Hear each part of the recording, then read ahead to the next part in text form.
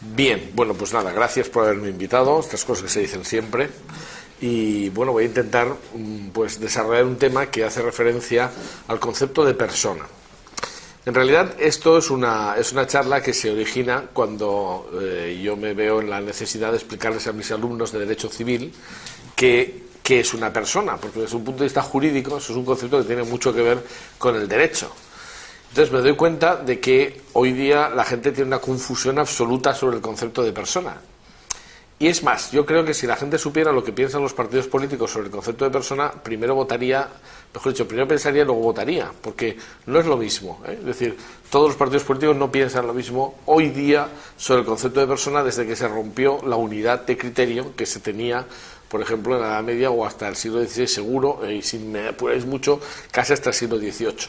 Pero desde la Ilustración hasta aquí nos encontramos en una situación en la que, bueno, como vais a ver, el concepto de persona está bastante en duda. Bueno, es decir, vamos a explicar un poquito cómo se origina. Dijéramos que por eso se podría llamar esto evolución y crisis actual, porque eso es lo que pasa. Es decir, se ha producido durante muchos años una perfección y bueno, se ha ido completando la idea y de repente, pum, ha caído en crisis completamente. Vamos a ver, desde el punto de vista del derecho, hay que decir que el concepto de persona es fundamental. ¿Por qué? Pues hoy, teóricamente, pero ya digo, en la práctica no es así, teóricamente, hoy día nadie civilizado pone en duda que todos los seres humanos somos personas. Bueno, yo no estaría muy convencido de lo que acabo de decir, pero bueno, podemos decir que, simplificando y generalizando, pues la idea de que todo ser humano es persona está casi implantada, por lo menos en Occidente. Entonces, ¿qué es una persona? Pues siguiendo a lo que decía mi catedrático de Derecho Civil, pues decía que personas son sujetos portadores de valores que ha de reconocer y respetar la organización social y especialmente el Estado como expresión del grupo social organizado en que nos movemos. Es decir, según esta concepción, que ya digo que es la que podemos considerar como mayoritaria en el mundo occidental, todo ser humano, por el hecho de ser ser humano, tiene unos derechos y unos valores que el ordenamiento jurídico debe respetar. Es decir, que el Estado, que es el que, dijéramos, que administra normalmente pues la legalidad vigente, tiene que respetar, ¿no? Bueno, entonces hay que decir que esta idea, como he dicho, es base del derecho y especialmente del derecho civil. Yo cuando doy derecho civil, pues claro, les digo a mis alumnos que el derecho civil es el derecho de la persona, porque es el derecho que se aplica a los seres humanos como tales. Es decir, por ejemplo, el derecho mercantil se aplica a los que son comerciantes, el derecho notarial a los que son notarios, el derecho laboral a los que trabajan. Pero el derecho que se aplica a la persona, sea lo que sea, es el derecho civil. Es decir, desde cuándo hasta cuándo está protegido, cómo se puede casar o no, cómo puede dejar sus bienes en testamento, es decir, cómo se puede realizar la sucesión, cómo se puede realizar contratos, es decir, lo que podría hacer cualquier persona sin calificación ninguna. Por tanto, es muy importante saber qué es una persona. Bien, pues la verdad es que, ya digo, tal como decía Montés, esto supone que todo ser humano, por el hecho de serlo, es titular de derechos que no le han sido otorgados y que el Estado respeta. Esto lo dice también, es decir, porque tiene unos derechos que son inherentes al concepto de persona. Esto lo dice hasta nuestra Constitución, que, en fin, en algunos casos, pues no es que sea maravillosa, pero tiene un artículo, que es el artículo 10 de la Constitución, que dice, y leo literalmente, la dignidad de la persona, los derechos inviolables que le son inherentes, el libre desarrollo de la personalidad, el respeto a la ley y a los derechos de los demás, son fundamento del orden político y de la paz social. Es decir, que dentro de los valores esenciales que nuestra Constitución proclama está la dignidad de la persona y los hechos inviolables y los derechos inviolables que le son inherentes. Es decir, no dice que la persona tendrá los derechos que el Estado le otorgue. Por eso cuando tenemos un jefe de gobierno que dice nuestro gobierno ha sido estupendo porque ha sido el que más derechos ha atribuido a los ciudadanos, y no tiene usted ni puñetera idea. Los derechos los tienen los ciudadanos, no se los atribuye usted ni se los quita. Es decir, veis que ahí hay un enfoque completamente distinto a lo que dice la Constitución y a lo que he dicho desde el principio. Es decir, derechos inviolables inherentes a la persona. No se conceden ni se quitan por el Estado. Entonces, ya digo, ¿por qué de repente nos encontramos que alguien, si en Occidente más o menos se admite, como he dicho al principio, esta idea de que la persona es la base de todo y que tiene unos derechos inherentes, ¿por qué si de repente nos encontramos con declaraciones de estas que chirrían un poquito? Bueno, pues porque no siempre ha existido el concepto de persona. Hoy día está muy generalizado, pero por ejemplo, a pesar de lo civilizados que eran los griegos y los romanos, pues resulta que este concepto no existía en Grecia y Roma. Es decir, no existe la idea de persona. Lo importante no era ser persona, sino que lo que era determinante era ser ciudadano. ¿Os suena lo de educación para la ciudadanía? Pues eso lo hace alguien que piensa que no va a hablar de derechos humanos o de la persona, sino que va a hablar de derechos de los ciudadanos. Pues el matiz es importantísimo. Y ahí es precisamente lo que decía, es decir, no todos hoy en día tienen esta idea. Está en la base de nuestra civilización, está aceptada en las constituciones, pero no todo el mundo la tiene. Es decir, en Grecia y en Roma, sobre todo en Roma, lo importante era el status civitatis, es decir, lo que te atribuía derechos era ser ciudadano. Es decir, solo tenía plenitud de derechos el que era ciudadano. Y si nos concretamos más, ¿y quién tenía la plenitud de derechos? Pues el pater familias, es decir, el padre de familia. Ese era el que los tenía plenamente. Porque luego estaban en segundo lugar las mujeres, los hijos, los extranjeros, que no tenían casi derechos, y los que no tenían en absoluto ningún derecho eran los esclavos. Es decir, lo determinante era, por tanto, ser ciudadano. Y todo lo demás ya no era lo mismo. Bien.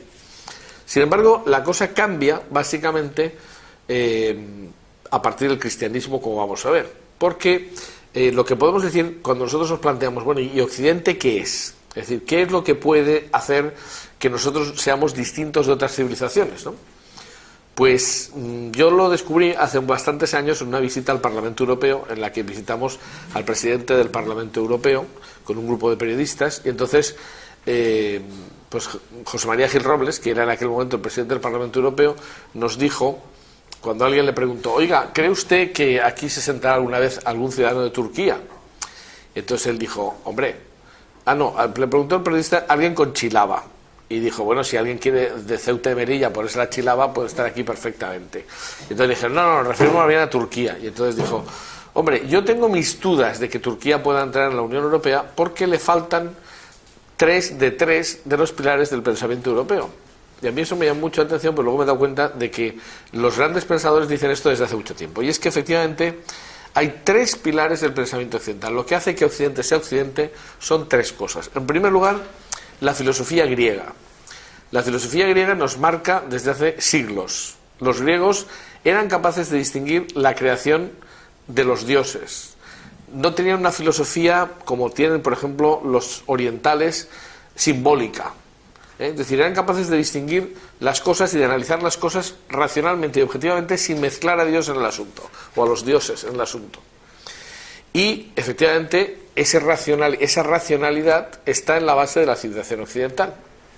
Es decir, la medida de las cosas, la proporcionalidad de los castigos, en fin, todo ese tipo de cosas. Esto se une al derecho romano. El derecho romano es otro monumento que está basado efectivamente en la filosofía griega. Es decir, no hay castigos, o se intenta que no haya castigos corporales, tiene que haber una cierta proporcionalidad en el castigo, como he dicho antes, tiene que haber una serie de cosas que hacen que el derecho romano sea básicamente lo que seguimos aplicando. Es decir, en la Edad Media se recibe de nuevo el derecho romano y se vuelve a aplicar a partir del siglo XII, a pesar de que el Imperio Romano se había hundido, de que Occidente había dejado de ser pues lo mismo que Oriente, es decir, lo que era el Imperio Romano de Oriente, sí, hasta el siglo XV, que poca gente es consciente de eso. Hasta el Renacimiento está vigente el derecho romano y todo el pensamiento romano precisamente en el otro extremo del Mediterráneo. Pero aunque los bárbaros habían tomado en la parte occidental, eso no quitó a que las ideas de los occidentales pudieron en los bárbaros. Dice San Agustín, vuestra victoria será nuestro triunfo, o algo así. Es decir, vosotros nos ganaréis, pero nosotros os meteremos nuestras ideas. Efectivamente lo consiguen. Es decir, que los bárbaros asimilan mucho de ese derecho romano y luego incluso lo reciben completamente en el siglo XII, que es lo que nosotros llamamos la recepción del derecho común. Pero hay un elemento además que añadir a estos dos, que es lo que le da coherencia y que hace que esto sea un sistema. Es decir, que tenga una coherencia, una interrelación. Y es que no basta con la filosofía griega y el derecho romano para que creemos Occidente. Falta un tercer elemento que amalgama y da sentido a los dos anteriores, que es el humanismo cristiano. Mira tú por dónde hace unos días alguien absolutamente borrico en cultura se le ocurrió decir que había que quitar la palabra humanismo cristiano del Partido Popular. a mí me pareció estupendo, porque a ver si por lo menos nos enteraremos de que no es un partido con ideas claras. Pero en fin, la gente todavía piensa que el Partido Popular es el de los nuestros, entre comillas. Bueno, pues que Santa Lucía les conserve la vista.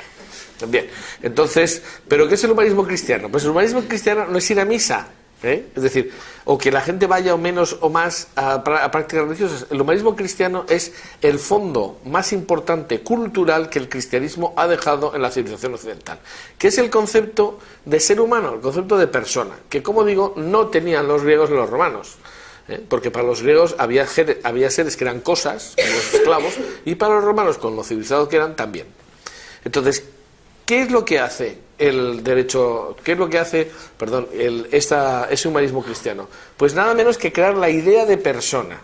Claro, entonces que ahora un partido diga que reniega de eso porque no todos sus militantes van a misa, pues me das tú a mí el nivel negado del que está hablando sin tener ni idea de lo que está diciendo. Bueno, entonces, para que nos hagamos una idea, ¿cómo aparece la palabra y el concepto de persona? Bueno, pues hay que decir que, en primer lugar, el término, la expresión persona, se toma de las máscaras, esto lo sabe todo el mundo. Lo que no se sabe es lo que voy a decir a continuación, porque como esto es laico, lo dicen. Lo que no dicen es el sentido religioso del asunto.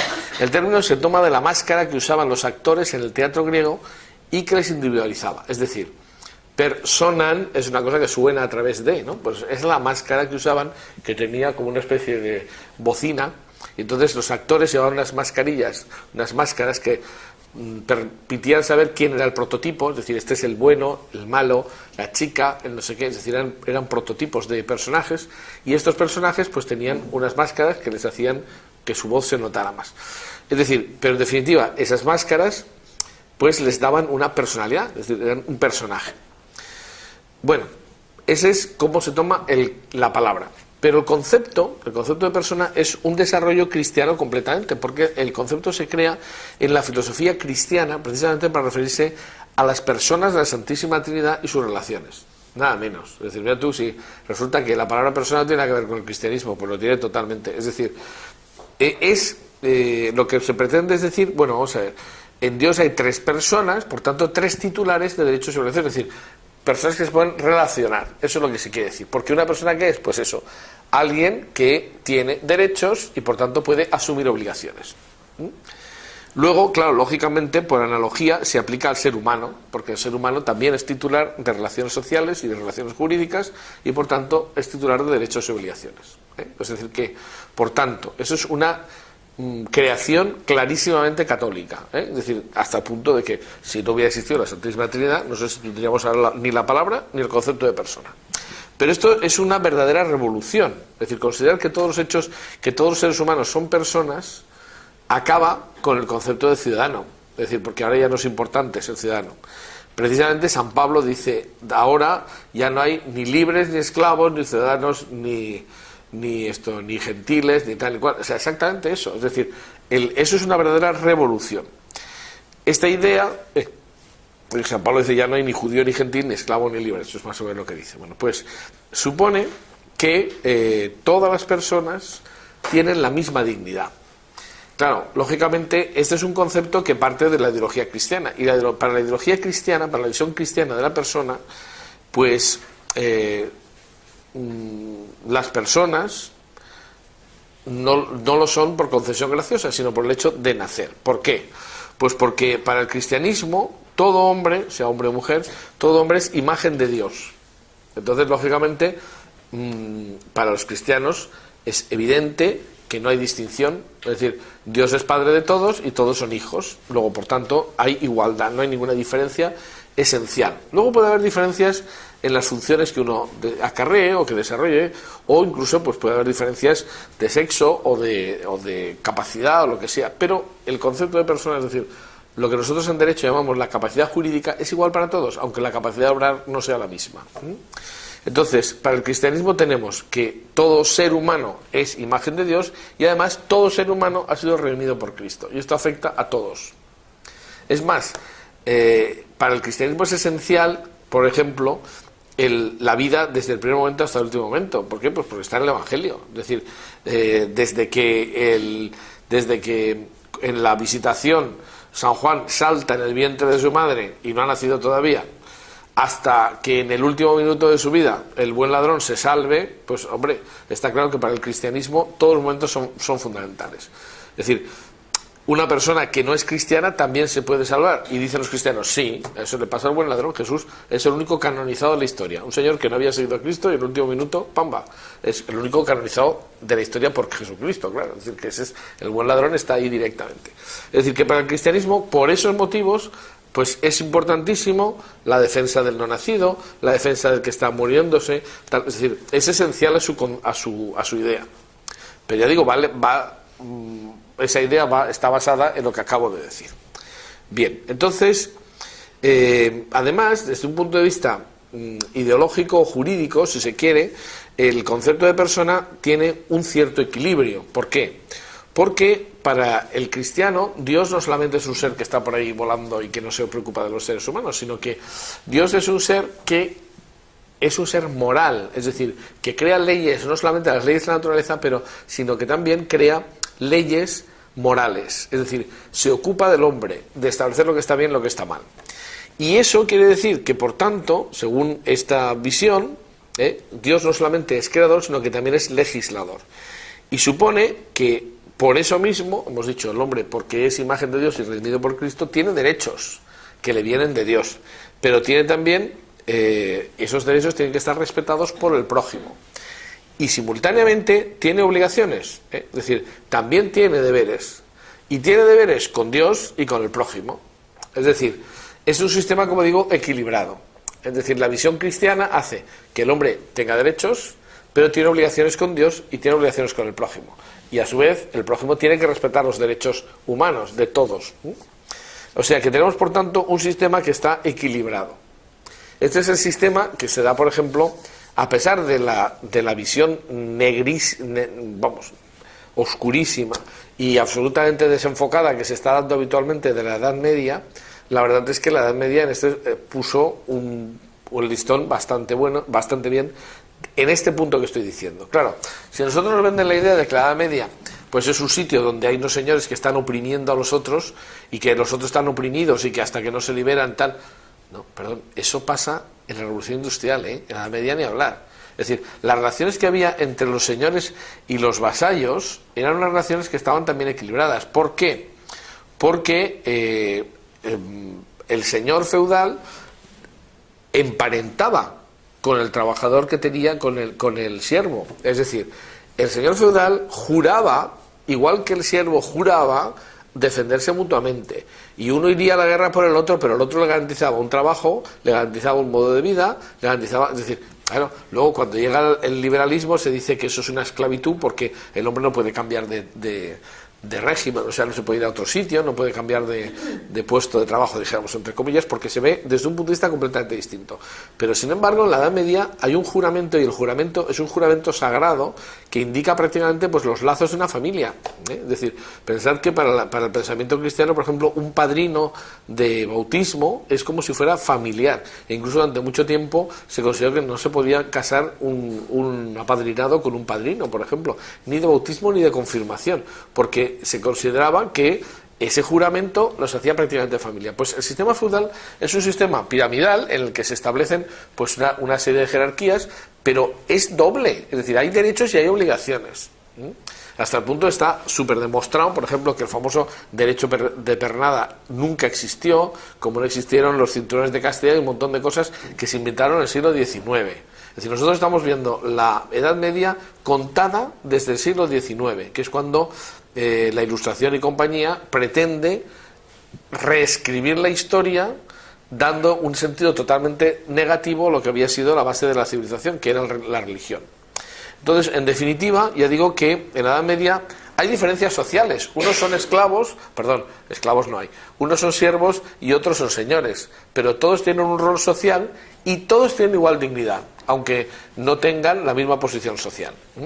Es decir, por tanto, la sociedad medieval, pues, eso como pone el libro, ¿no? Es decir, unos ayudan, otros te dan tierras, unos protegen, otros trabajan, es decir, es una cosa que está interrelacionada, Es decir, la teoría política de la época consideraba a la sociedad como una familia, con padres e hijos vinculados por lazos sagrados. Eso era así. En Rusia, que no se produjo la revolución industrial, al zar le llamaban padrecito. Esto, claro, ¿por qué? Pues porque ellos seguían en la Edad Media. Y eso es así. Nos hace muy raro porque siempre nos han contado lo contrario.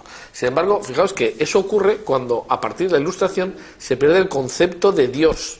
Se hace un Dios, como vamos a ver, un Dios que ya es simplemente hacedor de reglas, pero no de reglas morales, que no interviene en la historia. Entonces, precisamente eso es lo que hace que los señores empiecen a abusar, porque entonces ejercen sus derechos sin límites.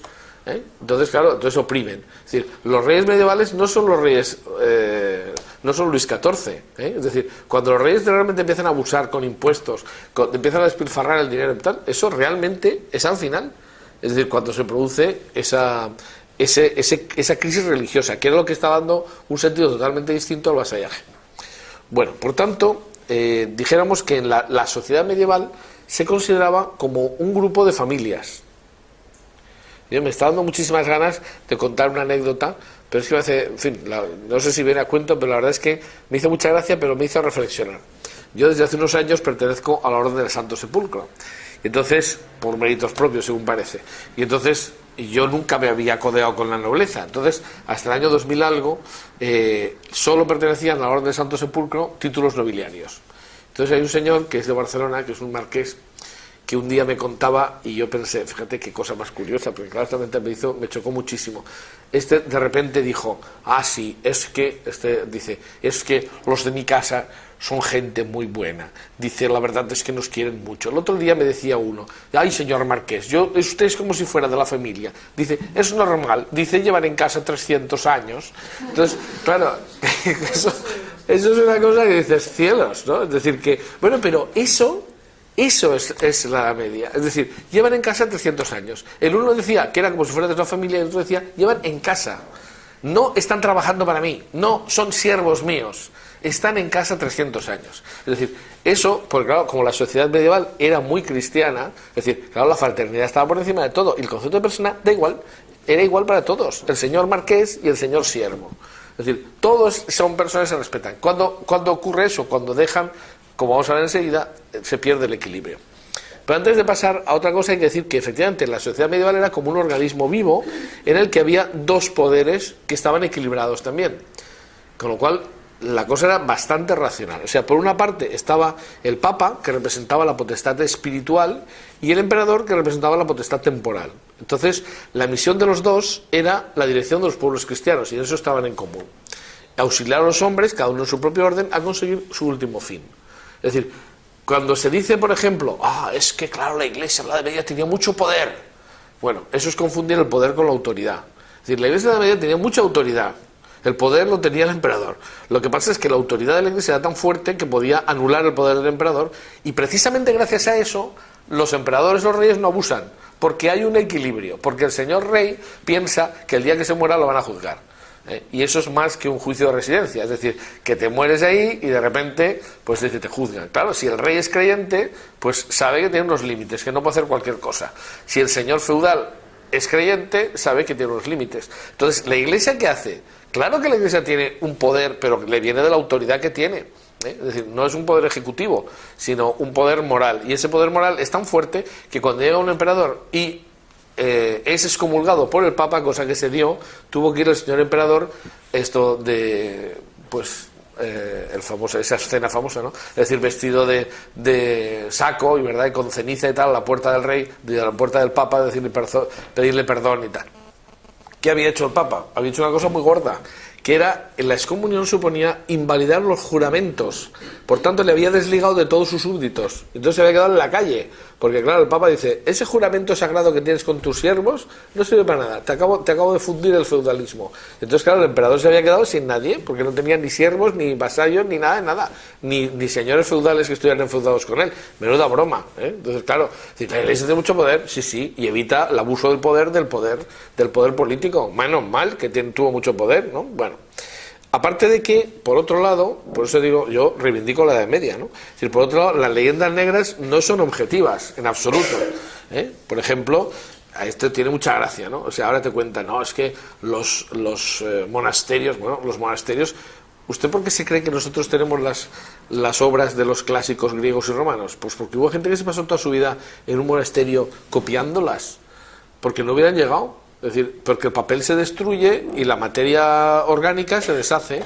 De hecho, no tenemos en estos momentos prácticamente, salvo fragmentos de la Biblia, que es el libro mejor documentado en ese sentido, porque hay miles de fragmentos de los primeros siglos, tan es así que podemos reconstruir los 4 evangelios totalmente con los fragmentos de papiros que nos han llegado, pero salvo la Biblia, prácticamente no tenemos ningún otro libro anterior al año 1000, porque se han destruido. ¿Y por qué los tenemos? Pues porque se copiaron, empezaron a copiarse durante la Edad Media, es decir, los monjes salvaron toda la cultura clásica. Ya te dicen poco menos que fue al revés, que se la cargaron, ¿no? Pues no. Es decir, ahora no hay más que ir, cruzar la calle, un poquito más allá, nos vamos al Museo de la Ilustración, ¿verdad? Casualmente, un museo curioso, es decir, un museo que se hizo en Valencia sin que nadie dijera que era un despilfarro, es una absoluta estupidez de museo, donde eso sí tiene en el medio una sala donde se ve unos monjes escribiendo, que son autómatas, están ahí escribiendo, y entonces hay un joven monje que está escribiendo, esto es el nombre de la rosa totalmente, un señor escribiendo ahí, y de repente dice, padre no sé qué, aquí dice Aristóteles que el hombre no sé qué, no sé cuántos, calle hermano, no sé cuántos, si no quiere sufrir los rigores de la Inquisición. O sea, eso es absolutamente estúpido, es burlarse de la inteligencia de la gente y además manipular. Es decir, vamos a ver, primero, ¿cómo se va un monje, que eran los únicos que eran cultos realmente, se iban a escandalizar de que Aristóteles, que no era cristiano, dijera algo que no fuera cristiano? Eso es una bobada. Y en segundo lugar, si fueron ellos los que salvaron la cultura clásica, es decir, pero pasándose toda su vida copiando libros. Entonces resulta que eso lo han hecho mal. Mira tú por dónde. Claro, ese museo está hecho para decir que la Ilustración fue lo bueno, cuando, como voy a decir yo, la Ilustración fue lo malo, fue el inicio del desastre. Entonces, pero bueno, salvaron la cultura clásica. Además, los años oscuros de la Edad Media supusieron que la evolución fue tan grande que construyeron unas catedrales monumentales. Si eso no es un desarrollo de la técnica, que venga Dios y lo vea, porque una catedral de la Edad Media era mucho más que una presa o cualquier otra, o una central, yo que sé, nuclear o eléctrica en nuestros días. Es decir, la cantidad de tecnología que se necesitaba para hacer eso no era cualquier cosa. Los años oscuros, los años de ignorancia. Pero es que además toda la protección, o sea, todos los lugares de asistencia, los hospitales, toda la red de asistencia social y humana que se desarrolla durante la Edad Media es enorme. Es más, en Grecia y en Roma no existía la ayuda a las personas que sufrían necesidad, y precisamente la grandísima novedad de la Iglesia fue esa, que la desarrollaron de toda la Edad Media. Y incluso, pues nada menos que toda la creación de las universidades. ¿Por qué las universidades fueron creación de la Iglesia? Pues evidentemente porque la Iglesia no solamente tenía la cultura, sino que quería desarrollarla. Y todo eso está detrás de la idea de que todos los hombres son iguales. Es decir, porque claro, no era una cosa a reservar para unos pocos que eran los, como luego fueron los ilustrados, los que se consideran a sí mismos portadores de la luz, pero que no quieren compartirlo con nadie, ¿no? Es decir, que en definitiva hay en la Edad Media un desarrollo de la cultura y de la asistencia social sin precedentes. Entonces, hombre, la Edad Media tenía sus inconvenientes, pero hay que tener en cuenta la fecha. Es decir, no se había producido todavía el desarrollo tecnológico, pero si no hubiera sido porque en la Edad Media se consiguió parar el hambre, parar las epidemias, atender a la gente que sufría, no se hubiera podido producir posteriormente en el Renacimiento la explosión. Es decir, el Renacimiento no es un corte y una aparición de un sistema nuevo, es consecuencia directa de lo anterior. Y la prueba está que el Renacimiento se basa en la cultura clásica que se había salvado en la Edad Media en los monasterios. Por tanto, no es una cosa nueva, es una consecuencia de lo anterior. Lo que pasa es que a partir del siglo XVI esos principios, esos criterios que se tenían como inmutables, entran en crisis. Y entonces parece que hay una ruptura, y en realidad empieza ahí la ruptura, que pues es muy grave y que nos llega hasta nosotros. Es decir, a partir del siglo XVI empiezan a aparecer una serie de gérmenes que se desarrollan después y en el siglo XVIII explotan. Y nos han colocado en la situación de caos en la que estamos ahora mismo. Vamos a ver, vamos a analizar eso un poquito. En el siglo XVI ocurren una serie de fenómenos realmente insólitos y que ponen en gravísimo peligro la cultura occidental. Durante 1000 años el mundo conocido era la cristiandad y que prácticamente eso coincidía con lo que fue el Imperio Romano y después pues prácticamente Europa occidental y poco más. Y de repente, además, ese mundo estaba unido por una unidad política y además estaba con una unidad religiosa y de pensamiento. Es decir, había una cierta estabilidad. Entonces se pueden atender los problemas reales de los hombres. Sin embargo, esos fundamentos todos empiezan a entrar en crisis a partir del siglo XVI. Primero, porque la visión del hombre sufre se pone a prueba a partir del momento en que los medios de comunicación, que en este caso son los medios de transporte, llegan a descubrir todo el mundo prácticamente. Es decir, con las carabelas de Colón no solamente se va a América, sino que se descubre que existe gente que no ha sido cristianizada nunca. Por eso el problema es esta gente que es. Y ahí ahora entendemos por qué los católicos, que tenían las ideas claras, dicen en el siglo XVI, no hay ninguna duda, son hombres, son personas, porque sus criterios eran aplicables también a los indios. Otras civilizaciones no lo tienen tan claro. Es decir, cuando Isabel la Católica dice mis hijos los indios, no lo dice Isabel II, mis hijos los indios. Y los ingleses, desde luego, durante toda la vida, claro, y también tenían indios, pero los consideraban apartheid. Es decir, ¿por qué? ¿Dónde estaban los indios de Norteamérica? Yo pregunto siempre eso, ¿no? Contra facta non valen argumenta. Cuando alguien se pone chulo y dice lo que hicieron los españoles en América, digo, sí, mezclarse con los indios y salvarlos, porque en Norteamérica no creo que estuvieran todos muertos, porque ¿dónde están los indios americanos? Hay 15 y están en reservas. Pues qué bien, o sea, ya se ve, ¿qué pasa? Estaba medio mundo vacío, ¿no? Entonces llegaron ahí los occidentales y no había indios. Pues hombre, los exterminaron a la bestia, o sea, eso está más claro que el agua. Es decir, que... ¿Y por qué 100 tíos en una carabela son capaces de hacerse con un continente? Pues porque los indios que estaban ahí mandando estaban masacrando a los pueblos que ayudaron a los españoles a cargarse el imperio azteca y tal, porque suponía un sacrificio de personas, una serie de barbaridades gordísimas. Entre otras cosas porque tampoco tenían el concepto de persona. Entonces llegan los españoles y, ayudados por muchísimos indios que se sentían liberados, pues crean una mezcla de culturas, porque para ellos lo importante no es el color de la piel, sino que todos son personas hijos de Dios redimidos por Cristo. Fíjate qué cosas hizo España, pues mira tú qué bien lo que hizo, ¿no? Pero bueno, es verdad que ahí hay un primer choque cultural. Es decir, hay gente que no ha estado cristianizada nunca. Claro, los españoles dicen, pues a cristianizarlos, evidentemente, y se ponen a predicar, no los matan, los cristianizan. No hacen todo eso los otros pueblos. O sea que España tendría que estar muy orgullosa de eso. Lo que pasa es que como nos hacen avergonzarnos de lo que hemos hecho bien, pues claro, ahí tenemos el concepto que tenemos.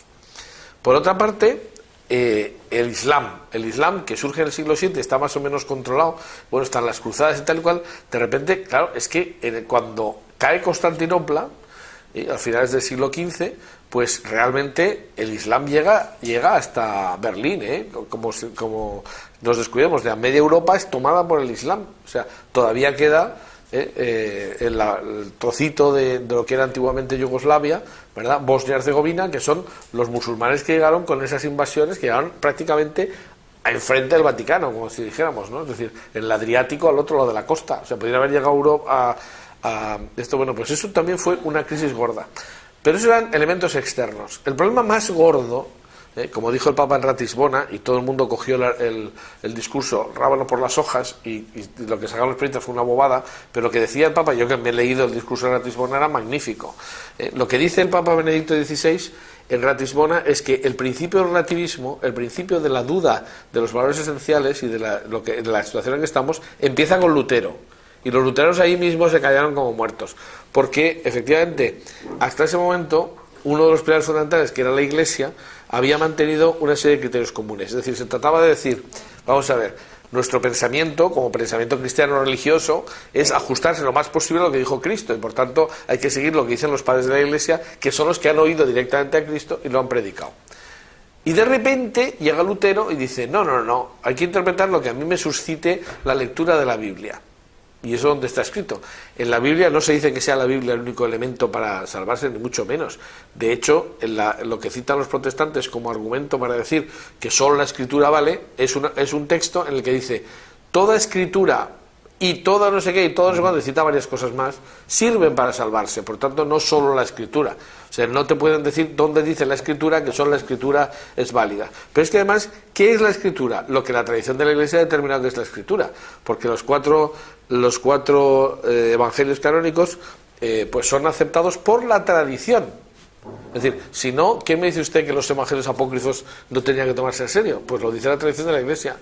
Por tanto, decir que solo los evangelios son el medio para salvarse, y además tal como yo los interpreto, pues eso sí que fue una carga de profundidad en el pensamiento europeo, porque los principios sólidos empiezan a resquebrajarse.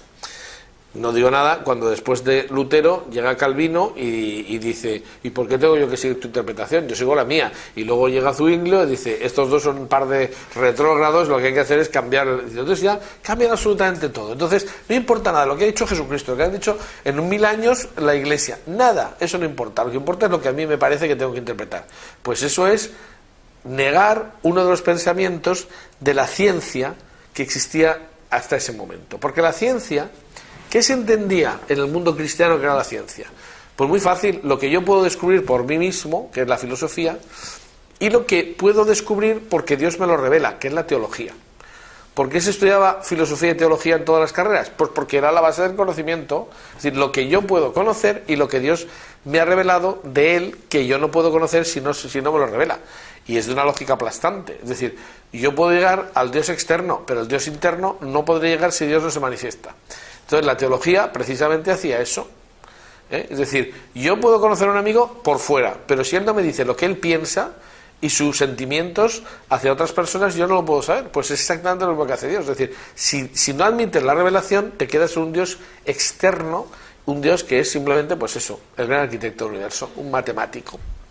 Bueno, pues resulta que la filosofía, como se relativiza y se subjetiviza, y la teología también, pues lo que eran los pilares fundamentales, es decir, se decía, si uno sigue unas reglas de conocimiento y unas reglas matemáticas de lógica, porque la lógica matemática existe, es prácticamente eso, es decir, si uno sigue unas reglas de lógica de acuerdo con unos postulados y tal, y implica unas premisas y tal, pues puede obtener la verdad. Es decir, si yo digo que A es distinto de B y B es igual a C, yo puedo decir que A es distinto de C. Bueno, pues eso es pensar, eso es filosofar, eso son las reglas del conocimiento. Pues la ciencia está basada en eso, es decir, la filosofía es verdadera cuando se siguen unas reglas. La teología lo es porque todo el mundo acepta la revelación. Y de repente hay una crisis en los dos aspectos. La ciencia deja de ser elucubración racional para convertirse en puro empirismo.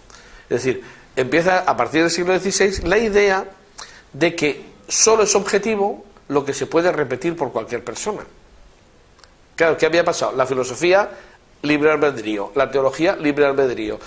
No, ya dependía de lo que el espíritu te dijera. Entonces, ¿qué es lo único que puede ser objetivo? Lo que antes no tenía ninguna importancia, que era la repetición. Es decir, si yo soy capaz de repetir el fenómeno de que llueva en pequeñito, pues yo he captado cómo es la idea. Está muy bien, porque desde un punto de vista efectivamente eso ha producido una evolución enorme, pero ha puesto en crisis todo lo demás. Es decir, la ciencia ahora es ¿cómo diría yo? Casi la artesanía del conocimiento. Es decir, pasa de ser la racionalidad a ser simplemente, bueno, pues un señor que es capaz, como un mecánico que es capaz de repetir una serie de cosas. Entonces, esto hace que, bueno, pues la teología y la filosofía pasan a ser subjetivas y por tanto discutibles, y la ciencia, que se puede repetir, pasa a ser objetiva. Entonces, precisamente porque se considera que la ciencia basada en el empirismo, es decir, la repetición de actos, es ahora lo objetivo y el pensamiento moral es puramente subjetivo, pues eso empieza a resquebrajar los valores tradicionales. Y encima da la casualidad de que a partir del siglo XVI se crea el medio por excelencia para difundir las ideas, que es la imprenta. Con lo cual, claro, con la imprenta pasó lo que nos pasa hoy día con la televisión, que te ponen La Pasión de Cristo de Mel Gibson y a continuación La Vida y Milagros de Belén Esteban, y todo es lo mismo, porque ocupa el mismo espacio. Es decir, eso es una relativización, es que es así. Es decir, los medios de comunicación le quitan la valoración a las cosas, porque todo es igual, lo importante es que se ocupe un tiempo. Es decir, y yo cuando veo, digo, bueno, pero ¿cómo es posible que el telediario ha sido el 50% lo que han jugado unos señores este fin de semana? A mí es que no me cabe en la cabeza. Es decir, llevar a la categoría del importante una cosa que es completamente idiota, Y yo ya se ve que no gusta el fútbol. Pero vamos, o sea, yo creo que hasta los que les gusta el fútbol tienen que reconocer que el partido del siglo se produce 3 veces o 4 cada año. Entonces, me gustaría a mí saber dónde está el partido del siglo. Es que juega el Madrid y el Barcelona. Madrid y el Barcelona juegan en la Copa, en la Liga, en la Copa, en la no sé qué. Entonces, por favor, o sea, es decir, ¿y qué pasa si unas veces ganan y otros pierden? Y son todos de fuera. Es decir, ¿qué importancia tiene eso? Nada, ninguna. Pero una cosa que es completamente... bueno, pues eso, es decir, intrascendente, ocupa medio telediario todos los días. Impresionante. Pues esto es lo que esto que nos pasa hoy día con la televisión, empezó a pasar con la Biblia, perdón, con la imprenta. Imprimen la Biblia, qué gran avance, y a continuación cualquier panfleto está al mismo nivel. Todavía nos queda culturalmente la idea de decir, no, si está escrito, lo he leído. ¿Y qué que lo hayas leído? Pues una mentira como un pino. Todavía hay gente que se cree los telediarios. Es decir, pero vamos a ver que los telediarios tienen ideología, pues pasa eso. Pero igualamos, porque este es un medio serio, y yo como veo un medio serio, claro, la imprenta fue impresionante. Todas las ideas valen lo mismo, o sea, se potencia el relativismo. Pues eso va minando el sistema. Es decir, que de hecho... el caso Galileo, que la gente desconoce totalmente, no tiene nada que ver con lo que nos han contado. Nada en absoluto, ¿eh? Yo siempre lo digo, porque ni Galileo murió en la Edad Media, porque murió en el Renacimiento, ni murió de viejo, diciendo Jesús, José y María, con la bendición del Papa, con una hija monja, está enterrado en una iglesia, no pasó ni un solo día de su vida en la cárcel, porque estaba en el palacio de un cardenal que en el siglo XVI vivían bastante bien, dicho sea de paso. Es decir, y la condena a Galileo fue rezar el Salmo Miserere. O sea, es que esto no lo dice nadie, pero es que es verdad. O sea, le pusieron una condena que luego fue sustituida por rezar un salmo todos los días. Es decir, pedir perdón por su soberbia. ¿Por qué? Porque en este momento de crisis, a lo que se apunta Galileo es a decir, la Biblia no vale para nada. Entonces, ¿por qué el Papa Juan Pablo II pidió perdón? Porque en aquel momento se aplicó la idea de decir, oiga usted está despreciando la Biblia. Claro, se equivocaban al decir que la Biblia no podía equivocarse en cuestiones de ciencia, que tampoco lo decían así exactamente, pero vamos, el desprecio de Galileo es lo que le valió la condena. Es decir, pide usted perdón por soberbio. Eso es lo que le dicen.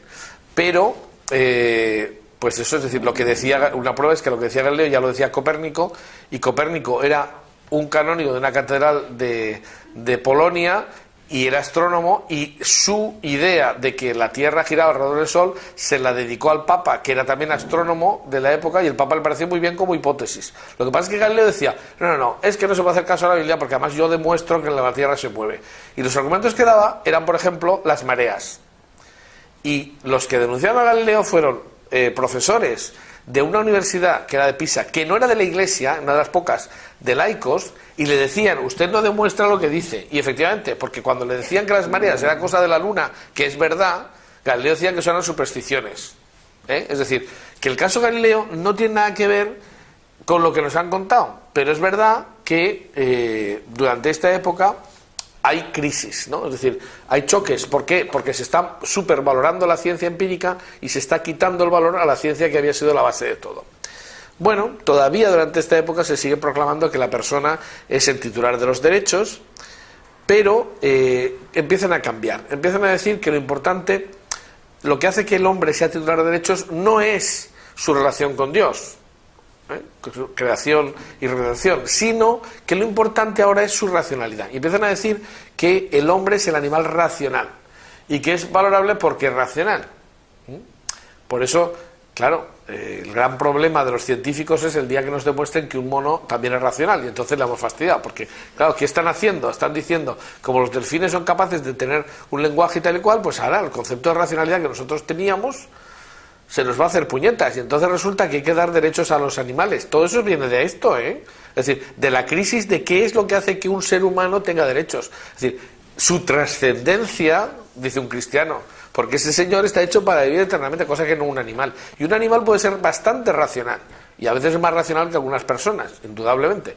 Pero la persona es trascendente y el animal no. Por tanto, no tiene sentido ponerse al mismo nivel. Claro, cuando uno no tiene estas ideas claras, pasa de todo, ¿no? Y te sacan la ley del simio y todas esas cosas, y dices, bueno, esto es absurdo, ¿no? Pero bien, es verdad que durante la Edad Media, durante el Renacimiento, pues se valora al hombre como racional, pero todavía se valora al hombre. El problema es que ese equilibrio que hemos hablado antes empieza a perderse en el momento en el que se transforma la idea de Dios, porque el que te determina tú qué eres es Dios. Si tú cambias tus relaciones con Dios, tú no tienes claro quién eres. Vamos a verlo clarísimamente. Vamos a ver. Precisamente, ya digo, esa crisis que empieza en el 16 y se va desarrollando, bueno, pues donde alcanza su mayor esplendor, o sea, una crisis pero ya bien hermosa, es cuando se llega a la Ilustración. Es decir, la visión ilustrada de Dios es completamente distinta de la visión cristiana. Es decir, se llega al deísmo. Es decir, y esto desequilibra el sistema completamente. ¿Por qué? Porque, como he dicho, con Newton y compañía se empieza a decir, ¿quién es Dios? Pues eso, el gran arquitecto del universo, un señor que se dedica con un compás a dibujar cómo va a ser los planetas y cosas así, pero no es un Dios moral, es un Dios que no interviene en la historia y por tanto, como no interviene en la historia, adiós la Biblia, adiós a Jesucristo, a la divinidad de Jesucristo, al sentido de la trascendencia del hombre, etcétera, etcétera. Es decir, a partir del momento en que ese Dios se ha convertido no en un Dios legislador, sino en una especie de demiurgo, pues todo se desequilibra, porque al eliminarse las obligaciones que están en los mandamientos, las obligaciones con Dios y con el prójimo, el hombre sigue teniendo derechos, pero se convierte en Dios a sí mismo. Entonces, ¿qué ocurre? Dicho sea de paso, me encantó encontrar en internet ese dibujito. Es Napoleón otorgándole las tablas de la ley a Moisés. Entonces, es que es bacanudo, porque esa es la idea que tienen los ilustrados, y lo que desemboca la Ilustración final termina con la Revolución Francesa, pero luego con Napoleón, que intenta reconducirla hacia el lado liberal. Pero Napoleón era iniciado en la masonería, igual que los anteriores, los ilustrados tradicionales, Diderot, D'Alembert y compañía, que son los que intentan reescribir la historia con la enciclopedia para ciscarse en la Iglesia y decir que todo el mal del mundo viene de la Iglesia y que hay que liberarse. Es decir, la visión que tienen los deístas, los adoradores racionales de Dios, como hay un libro que se llama así, de la época, de 1700 y pico, lo que ellos piensan es que el hombre tiene que liberarse de la esclavitud de Dios y que no será libre hasta que no asuma que Él es el único criterio, la medida de las cosas. Que esto en cristiano es sencillamente asumir completamente el pecado original. Es que es curioso, todo está relacionado. ¿Qué es el pecado original? Entonces todavía hay gente, o sea, yo de verdad, el idiota que puso una manzana entre Adán y Eva, yo estoy por lo menos en el purgatorio fijo, porque hizo un mal, pero terrible. O sea, tú le preguntas a los chavales, bueno, no saben ya quién es Adán y Eva, pero si alguno lo sabe, dicen que todo pasó por una manzana. O sea, pero vamos a ver, pero si es que no pone eso, ni siquiera se menciona la manzana en el Antiguo Testamento. Lo que se dice es que Dios les da a comer de todos los árboles, es decir, de todos los frutos, de todo lo que hay, excepto del árbol de la ciencia del bien y mal, del conocimiento de lo bueno y lo malo. Por eso la serpiente dice, seréis como dioses, porque el que determina lo que está bien y lo que está mal no puede ser el hombre, tiene que ser Dios, porque cuando el hombre se coloca en lugar de Dios, al caos. Eso es lo que dice nada menos el Antiguo Testamento con la Adán y Eva. Es un pensamiento y una enseñanza preciosa. Es decir, el hombre no puede ser el que determine lo que está bien y lo que está mal. Pues esto se asume con todas las de la ley, con la Ilustración. Es decir, el hombre tiene que librarse hasta el punto de que el pensamiento ilustrado, que tiene muchísimo de pensamiento masónico, y para la masonería está claro, por ejemplo, que un personaje positivo, que es el equivalente a nuestro diablo del paraíso, un personaje positivo es nada menos que Prometeo. ¿Por qué? Porque para los ilustrados, y ya digo de pensamiento masónico, ¿quién es Prometeo? Pues el que libera al hombre, el que roba el fuego de los dioses para dárselo a los hombres. Eso es muy paralelo a la idea del paraíso. Entonces, claro, es decir, por eso la masonería en gran medida es luciferina, es decir, están a favor de el que trae la luz, que es Lucifer, o sea, es decir, claro, es decir, el que ayuda al hombre. Tiene gracia eso. Bueno, pues ya digo, cuando te cargas la idea de Dios, Dios ya no legisla, eres tú el que legisla, tú eres el que le das a Moisés las tablas de la ley. Pues el hombre se hace Dios. Pero claro, ¿qué ocurre? Pues que he ido hacia atrás en vez de hacia adelante. ¿Qué ocurre? Pues que el hombre, ahí estamos, el hombre sigue teniendo derechos y reclama los derechos frente a los demás, pero esos derechos no le vienen de Dios, por tanto no tiene obligaciones con Dios, pero tampoco tiene obligaciones con el prójimo, porque cada uno independientemente tiene derechos. Pero ¿cómo se defienden los derechos? A codazos. Es decir, El pensamiento liberal, que es el primer pensamiento que surge de la Ilustración, dice que el hombre tiene que liberarse, el hombre tiene que ser independiente, tiene que ser autónomo, pero se olvida del prójimo. ¿Por qué la Iglesia condena el liberalismo en primer momento? Porque supone que como todos tenemos derechos, llegaremos al equilibrio a tortas. Es decir, claro, y nos olvidamos del prójimo.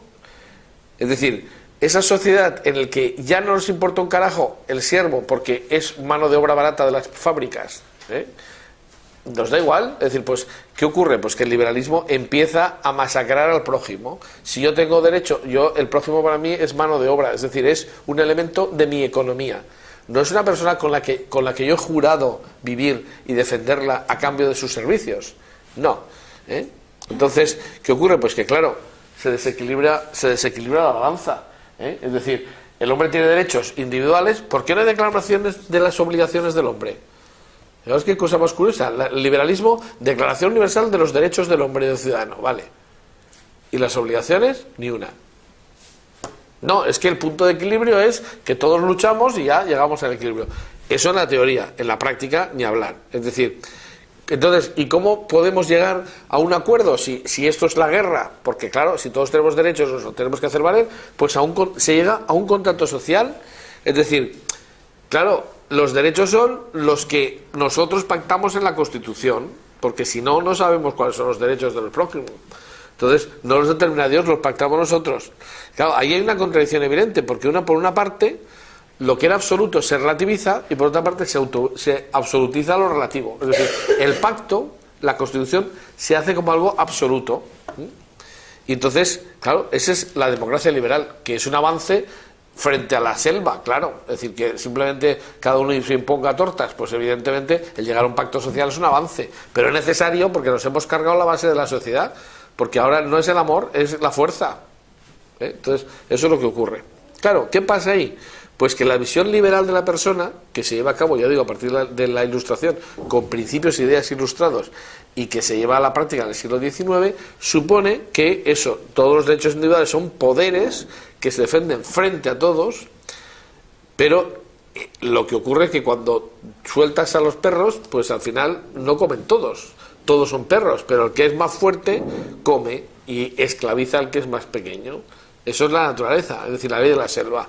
Todos los liberales lo que están haciendo es imponer la ley del más fuerte, y la consecuencia económica es el capitalismo y la explotación del hombre con el hombre, es decir, la cosificación del prójimo, cosa que no había ocurrido nunca hasta el siglo XIX.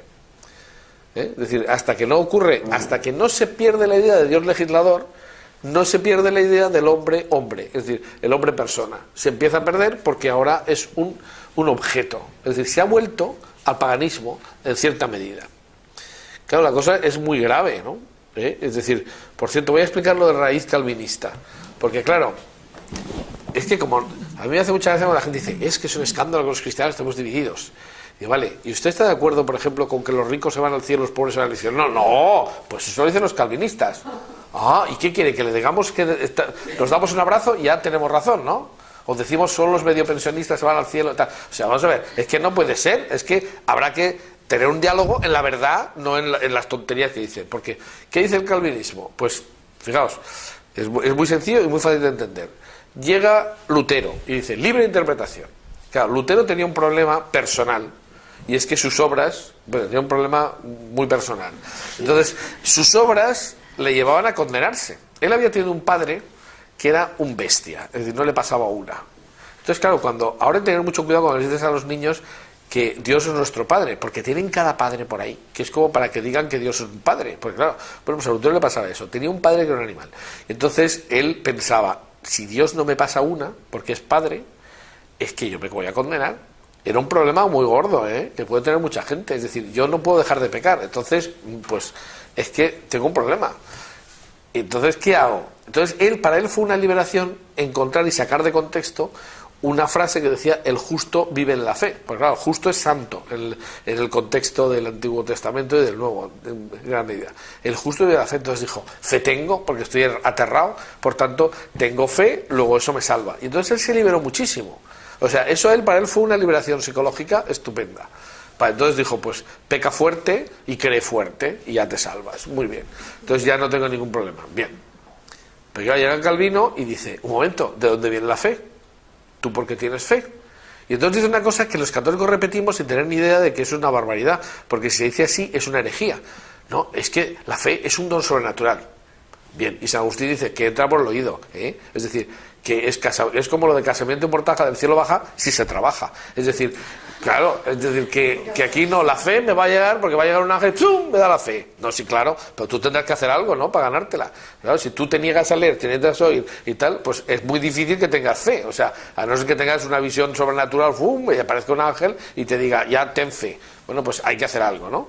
Bueno, pues llega Calvino y dice, la fe es un don sobrenatural y Dios lo da a quien quiere. Bueno, pues eso supone que estás predestinado y que Dios es una herejía como una copa de un pino, y además es una blasfemia, porque supone decir que Dios salva o condena a quien le da la gana según que le dé fe o no, porque si lo que te salva es la fe, todo depende de Dios, no depende de ti. Claro, eso es una barbaridad. Pero entonces, claro, ante una situación así uno dice, ¿cómo puedo estar seguro de que me voy a salvar? Y entonces dicen los calvinistas, tranquilo, Dios te da pistas. ¿Y cuáles son las pistas? Si te van las cosas bien, es que Dios te bendice. Por eso, yo no sé si sabéis que hay países donde hay sectores católicos, y en una misma ciudad, sectores católicos, sectores calvinistas, y en la zona de las construcciones calvinistas no hay ni una sola cortina, ni una sola persiana.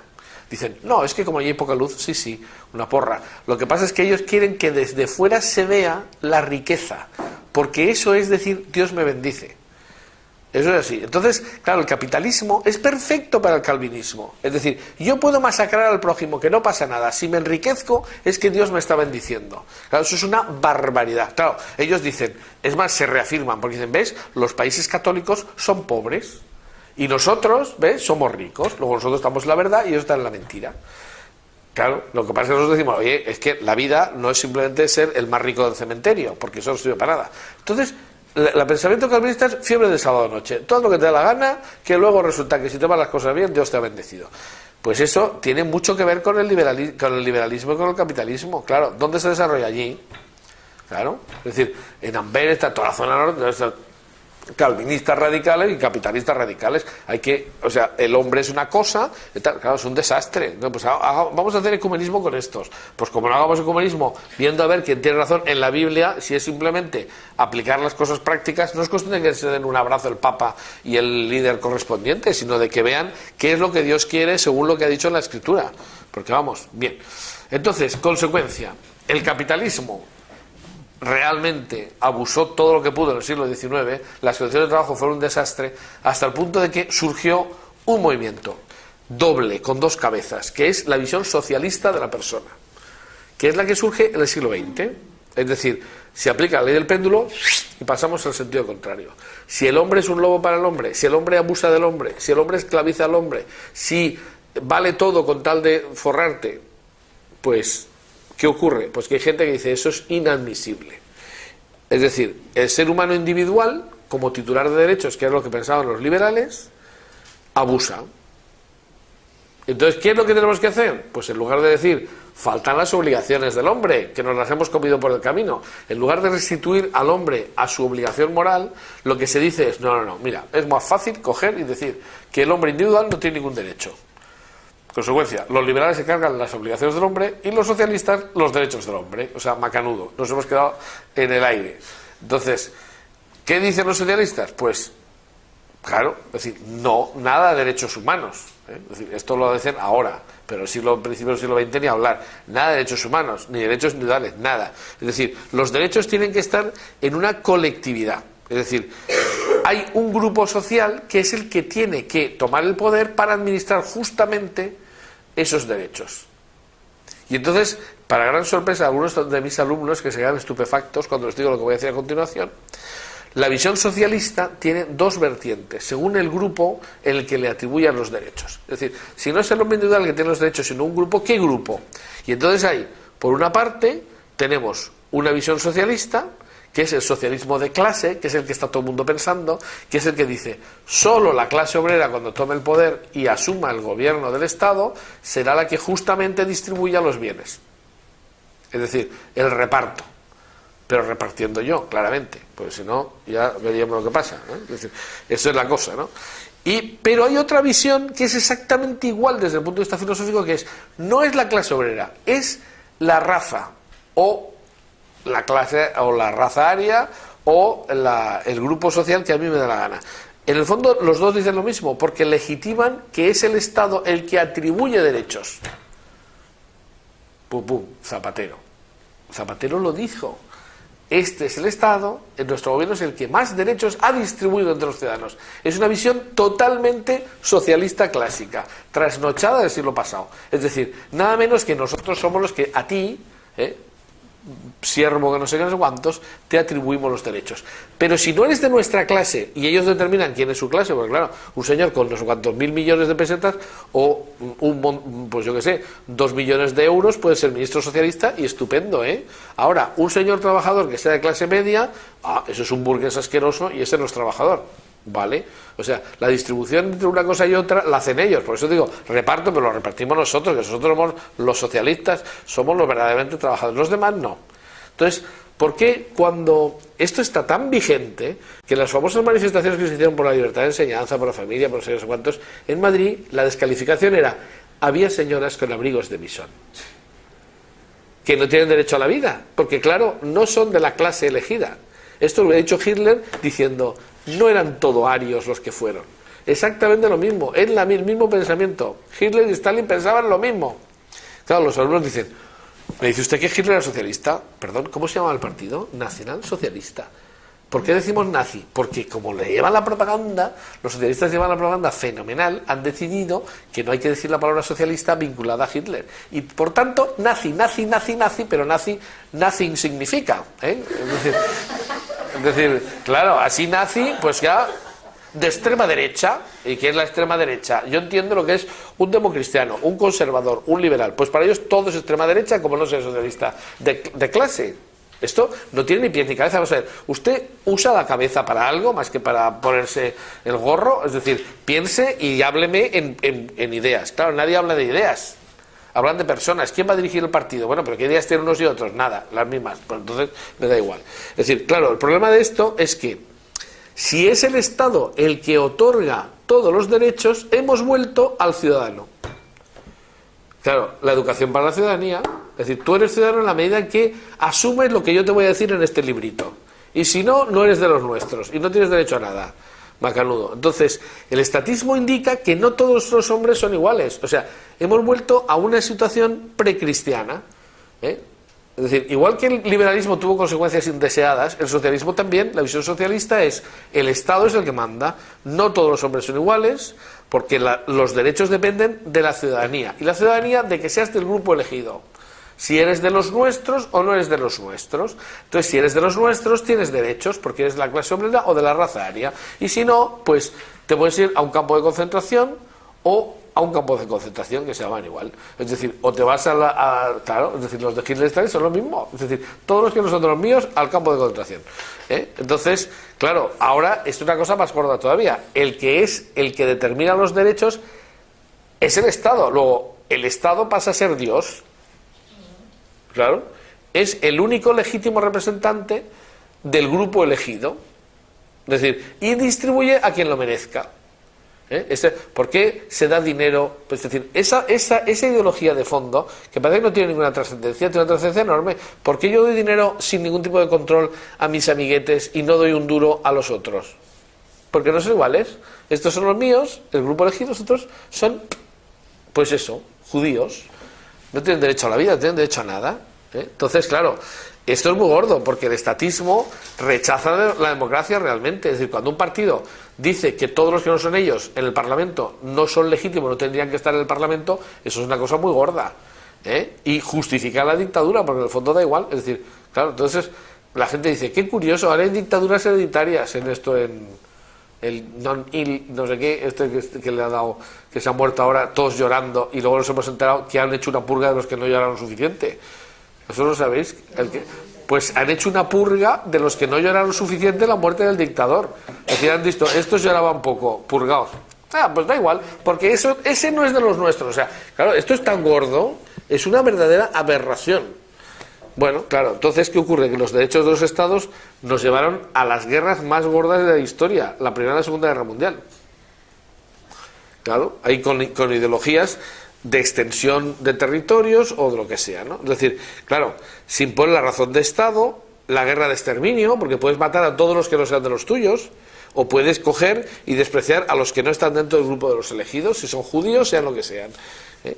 Bueno, claro, es decir, ese absoluto desprecio a la vida de los otros, pues ha dejado un caos, porque nos hemos volado la civilización occidental con la bomba atómica. Es decir, que dicho sea de paso, ahora que no nos oye nadie, sabéis que la bomba atómica no se tiró en la capital de Japón, sino en las dos ciudades con más católicos que había en Japón. Es curioso, Hiroshima y Nagasaki se eligieron adrede, y además no se eligió por casualidad. Es decir, era por decir, pues, en fin, y ahí tiene que ver algún, en fin, no quiero hablar de teorías no quiero hablar de teorías conspiranoicas, pero ahí hubo algo de interés detrás de acabar con los cristianos de Japón, entre otras cosas porque saben que en estos momentos la persecución de los cristianos es más que en toda la historia, en toda la historia junta. O sea, nunca los romanos llegaron a tanto con esto, que también hacían persecuciones selectivas. Ahora no, ahora se está empezando a exterminar sistemáticamente a los católicos de todos los lados. Bueno, tras la guerra, la cosa fue tan gorda que se dijo, vamos a ver, aquí tenemos que recuperar valores o nos vamos a hacer puñetas. Lo que pasa es que quisimos recuperar valores y no recuperar el cristianismo, que es lo único que nos puede dar de verdad valores. Es decir, es al revés, es a través de Cristo los valores y no a través de los valores que llega a Cristo. Porque a un niño tú dile que sea bueno. ¿Por qué? Porque es un valor positivo. Dice, sí, pero a mí me da más dinero ser malo. Y claro, ya está.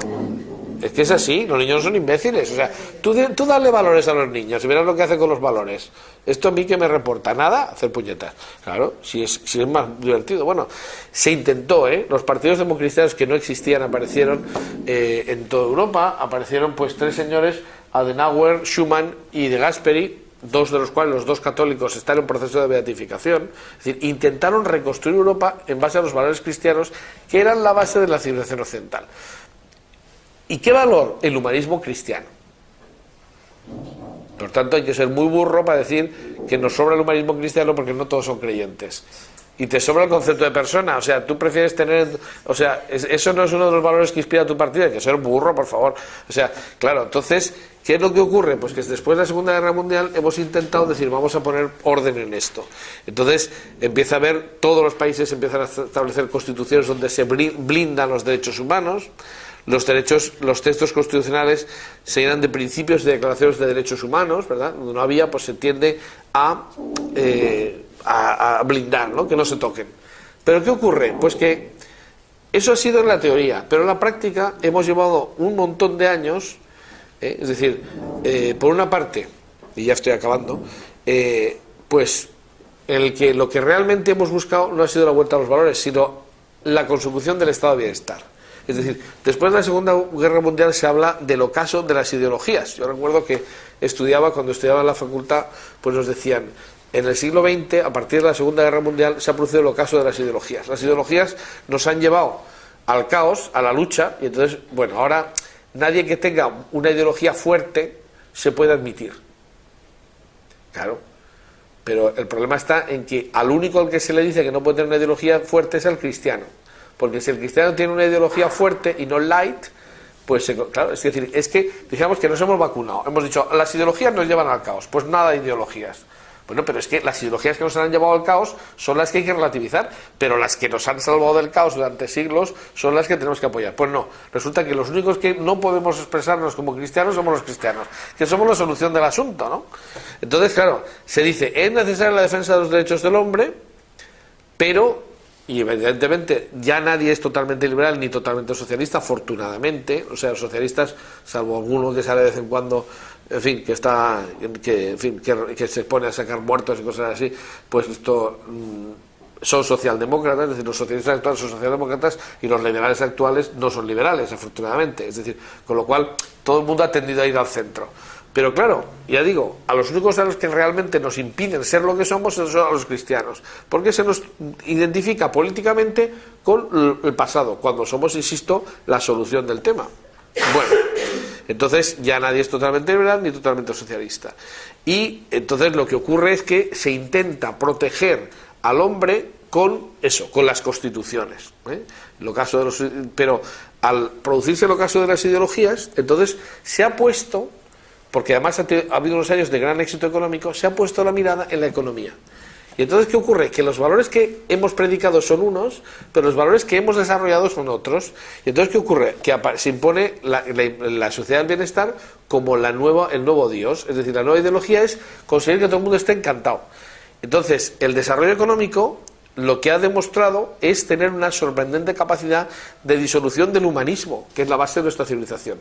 Es decir, ¿por qué estamos donde estamos? En estos momentos todo el mundo desconcertado, porque llevamos 40 años diciendo que lo que tiene que funcionar no es la ideología ni los valores, sino la economía.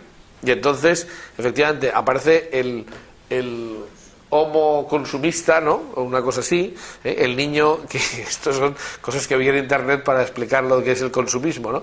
Entonces, el consumismo ha generalizado el afán hedonista, gozar sin medida de las cosas, y ya, que es la ideología que tienen los niños actuales, ya, oye, que tienes que estudiar para conseguir esto, no, yo lo quiero ya, no, pero es que tendrás que ser mayor, no, yo ya, es decir, no, tendrás que casarte, no, yo ya quiero ya pasármelo bien, es decir, entonces lo que ha primado es la utilidad o la conveniencia, que son criterios económicos, porque la utilidad y la conveniencia son criterios económicos, no son criterios morales.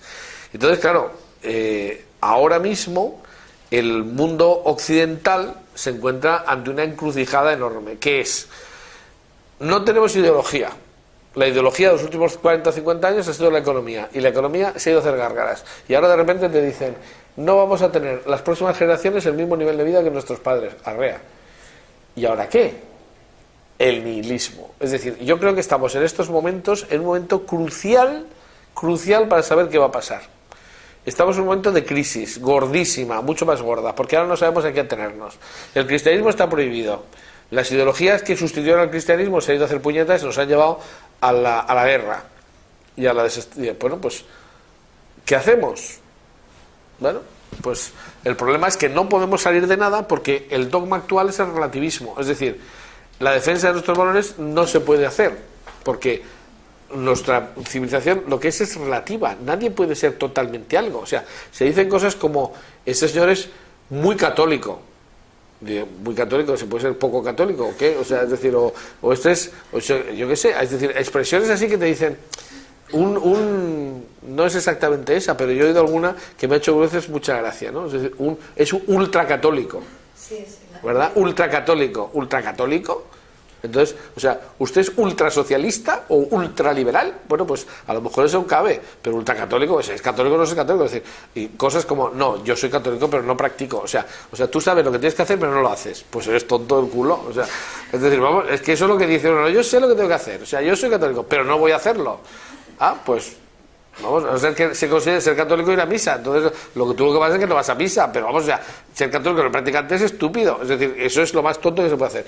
Entonces, claro, tenemos un caos, es decir, se confunde la práctica religiosa con los valores. Entonces, claro, hay que quitar los crucifijos porque alguien se ofenda. Pero ¿cómo que alguien se ofenda porque yo sea lo que soy?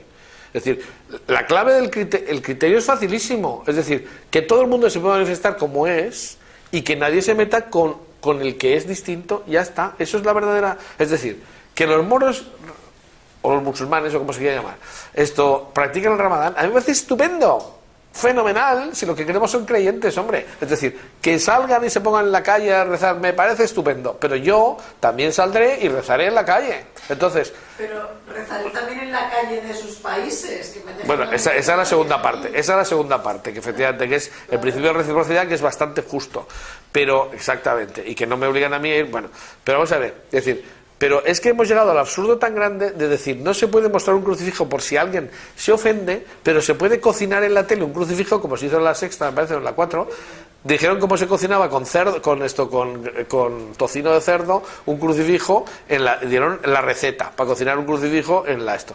Y no te puedes quejar porque es que, ¿cómo que te vas a ofender? Es libertad de expresión.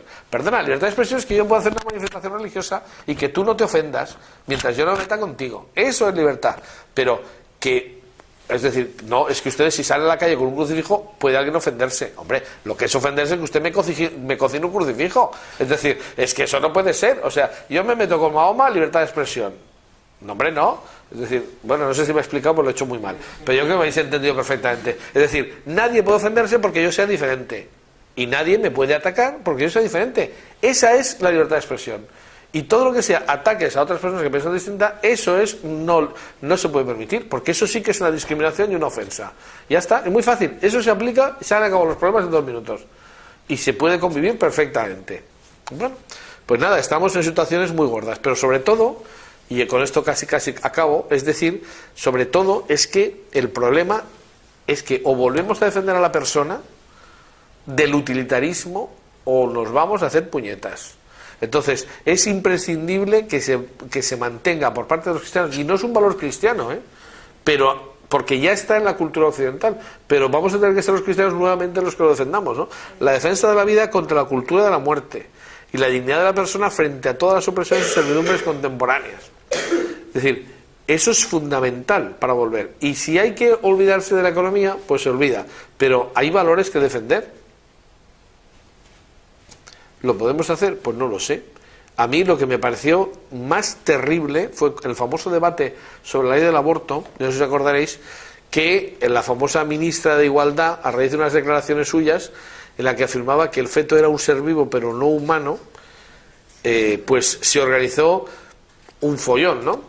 Pero cuando 6 meses después se tramitó la ley, dijo algo, y ahí demostró ser no la ministra de Igualdad, sino del da igual, porque dijo que lo importante es que es lo mismo, porque lo que vino a decir es que le dijeron, oiga, ¿no está usted legislando contra la vida humana? ¿No es verdad que hay vida? Y dijo, es que me da igual que haya vida. Eso fue peor, porque primero dijo, no, es un ser vivo pero no humano, y todo el mundo dijo, una planta. O sea, las señoras tienen una planta hasta que de repente nace, ¡pum!, un niño. Es decir, ¿eso cómo es posible? Bueno, pues, pero la señora esta lo que dijo es que debatir sobre la vida humana no lleva a ninguna parte, es que es mucho peor. O sea, dijo después que es que daba igual que hubiera vida humana o no. Bueno, pues eso es una clave de la destrucción de nuestra sociedad. Es decir, si eso lo puede hacer una ministra, es que hemos llegado al final, ¿eh? O sea, que venga el apocalipsis cuanto antes, la segunda venida de Cristo, porque si no, no es lo que vamos a hacer. Entonces, saldremos del asunto. Ya he dicho, yo soy muy negativo, pero yo creo que habrá que tener esperanza. Esto tiene que salir por algún sitio. Y desde luego, aquí sí que está claro, eso sí que lo tengo yo clarísimo, que los cristianos tienen mucho que hacer en la sociedad, porque nosotros sí tenemos las claves de salir del problema. Porque el último Dios que hemos tomado ha sido la economía, pues ya lo dice Jesucristo, no se puede servir a 2 señores. Entonces, nosotros tenemos hasta esas claves. O sea, hay que decirle a la gente, mira, lo importante es lo que eres, no lo que tienes. Y esto hay que volverlo a decir. Me contaron una anécdota y con esto acabo. Cuando vino Leonardo Boff a España últimamente, el padre de la teología de la liberación, los periodistas intentaban por todos los medios que hablara mal de Benedicto XVI. Y Leonardo Boff no dijo ni una palabra sobre Benedicto XVI. Claro, decían todos, hombre, si el cardenal Ratzinger es el que se ha cargado la teología de la liberación, tal y cual. Y Leonardo Boff se callaba y no decía ni pío. La clave, y yo no lo sabía, es que quien le pagó la tesis doctoral a Leonardo Boff fue el teólogo Ratzinger. Y por tanto él no podía meterse con el que le había... Vamos, es que él era algo en el mundo, es Leonardo Boff, gracias a que podía haber desarrollado la tesis, pero gracias a que le pagó la realización de la tesis el cardenal Ratzinger. Lo cual demuestra que es un hombre de una amplitud de miras espectacular. Lo que pasa es que el mismo cardenal Ratzinger le dijo que sepas que no tienes razón. Porque Jesucristo nunca habló de repartir. La diferencia está en que el marxismo habla de repartir, y como he dicho antes, repartiendo ellos, pero Cristo lo que dice no es repartir, es entregarse, es darse a los demás, que es completamente distinto.